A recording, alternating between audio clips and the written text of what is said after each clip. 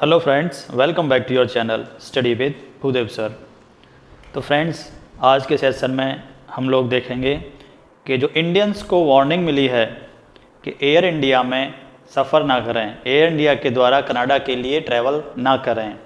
और ये वार्निंग दी गई है खालिस्तानी टेररिस्ट जो कि गुरपतवंत सिंह पन्नू है, उसके द्वारा वीडियो रिलीज़ किया गया है और उसमें बताया गया है कि 19 नवंबर को या उसके बाद कोई भी जो सिख है वो ट्रैवल ना करे एयर इंडिया से।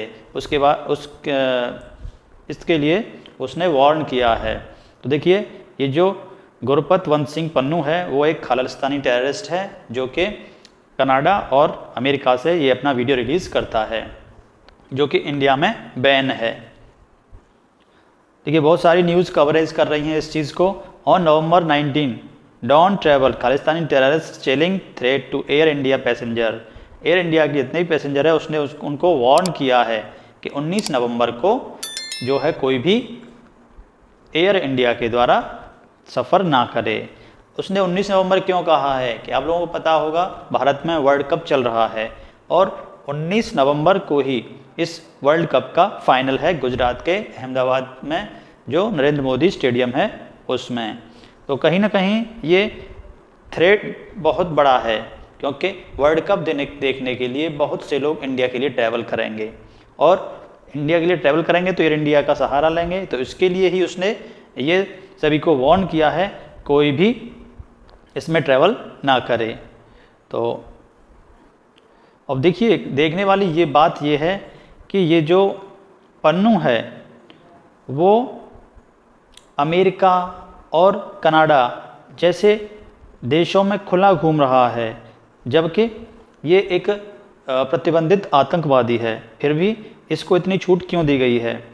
इसके लिए भारत सरकार को यूएसए और कनाडा से बात करनी होगी। हालांकि कनाडा से रिलेशन ख़राब चल रहे हैं, लेकिन यूएस के साथ भारत के अच्छे संबंध हैं। तो इसके लिए उसको यूएस से बात करनी होगी और इस पर कड़े प्रतिबंध लगाना होगा, क्योंकि यूएसए के कनाडा से और भारत से दोनों से अच्छे संबंध हैं। इसलिए यूएस कनाडा पर भी प्रेशर बना सकता है कि इस पन्नू को बैन करे और जो ये घटना हो रही है उसके लिए भारत को सिक्योर करे कि इस तरह की इंसिडेंट ना हो पाए।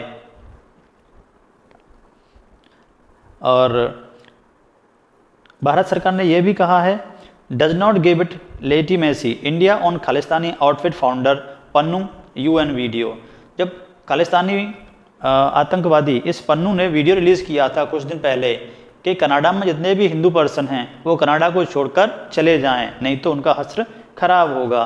तो इसके लिए जो भारत सरकार ने उसने कहा था कि इसकी वीडियो को ज़्यादा न फैलाएं, ज़्यादा रिलीज़ ना करें, जिससे कि ज़्यादा थ्रेड उत्पन्न हो, इसको ज़्यादा लेटिमेसी न दें।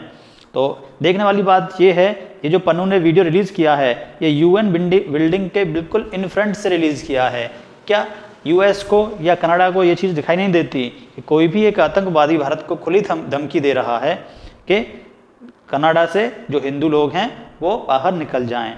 और उसने ये बयान दिया था जो निज्जर का केस हुआ था उस पर, क्योंकि निज्जर के केस में किसी अननोन पर्सन ने उसको शूट आउट कर दिया था और इसका ब्लेम आया था इंडिया पर। हालांकि जस्टिन ट्रूडो जो पीएम हैं कनाडा के, उन्होंने भी इस पर अपनी टिप्पणी कही थी और भारत को इसके लिए कसूरवार ठहराया था, लेकिन इसका कोई भी प्रूफ उनको नहीं मिला था।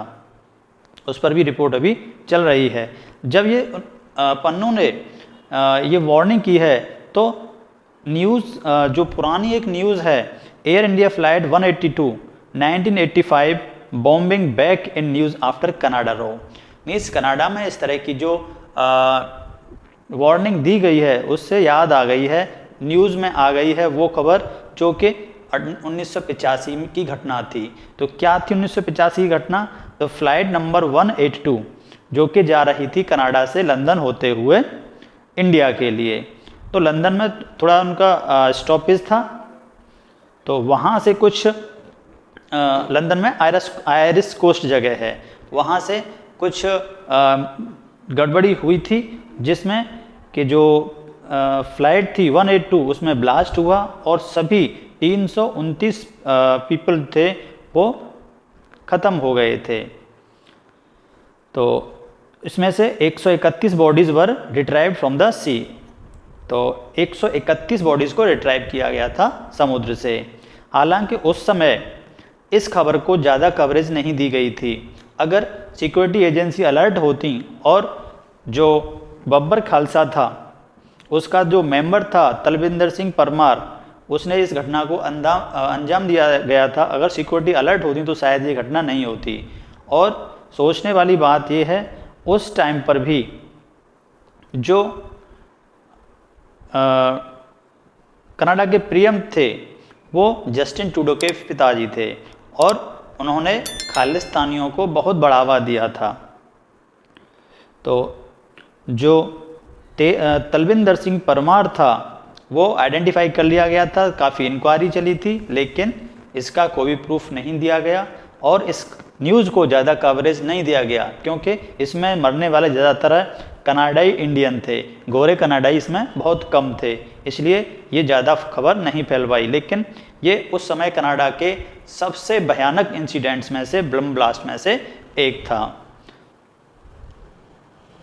अब आप बात करते हैं इंडियन इंटेलिजेंसी कनाडा को बार बार वार्न कर रही है कि जो थ्रेड मिला है उसके लिए हमें सिक्योरिटी प्रदान करें और ये इंटरनेशनल जो पॉलिसीज़ हैं उनका वायलेंस है, शिकागो वायलेंस है, शिकागो जो संधि है उसका ये वायलेंस है, जिससे क्या होता है फ्लाइट के लिए ये संधि बनाई गई थी, शिकागो संधि।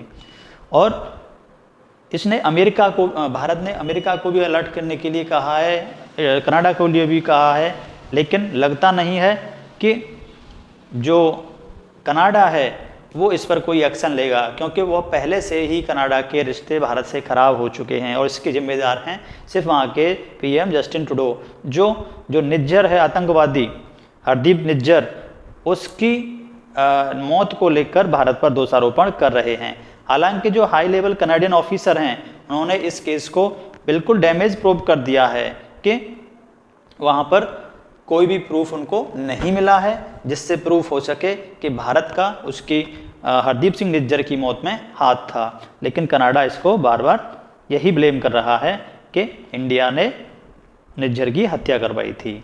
अब बात करते हैं आगे, जो इसी वजह से कनाडा ने जो फ्री ट्रेड एग्रीमेंट की चर्चा चल रही थी उसको भी स्टॉप कर दिया है। उसके लिए जो भारत के वाणिज्य मंत्री हैं पीयूष गोयल, उनका बयान सामने आया था कि कनाडा ने अपनी तरफ से ही जो कनाडा और भारत के बीच फ्री ट्रेड एग्रीमेंट साइन होना था उसको जो है ठंडे बस्ते में डाल दिया है। अब देखिए इसका क्या रिजल्ट रहने वाला है, ये आगे देखने वाली बात होगी।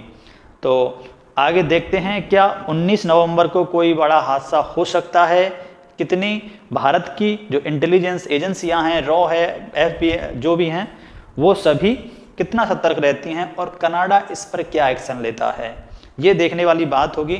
आगे खबरों के लिए बने रहिए हमारे साथ इसी तरह। तब तक के लिए थैंक यू वेरी मच।